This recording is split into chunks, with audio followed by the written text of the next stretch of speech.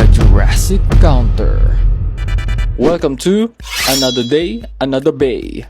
Build edition. So our build for today is the Tyrannobeat 960 Wedge. So ang Tyrannobeat na blade ay galing sa UX10. Pwede mo din makuha sa BX31. 960 is from the Phoenix Wing Starter Pack and Wedge is from Dark Perseus. So yung purpose ng build nito ay for defense and pwede din naman attack since medyo aggressive yung blade. Gusto ko na kasi i-retire yung CDG. Siguro nasa 80% lose rate na ako dito. Nakaisang podium lang ako gamit nito. Since balak ko lagi high RPM, medyo naiiba na yung game style ko pag kasama to sa deck. Gusto ko lang i-maintain yung colorway ko.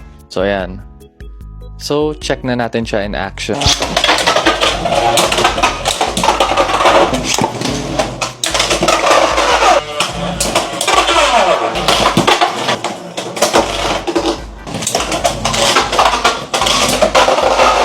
Results may vary for every blader. Habang wala pa akong red run, ito na lang muna. If you like the build, don't forget to like and follow. And pag ginamit mo yung build, don't forget to comment kung ano yung experience mo. And kung may iba kayong build para sa Tyrannobeat, ilagay nyo lang sa comments. Basta ako, kung di ako makaperform, Japorms na lang tayo.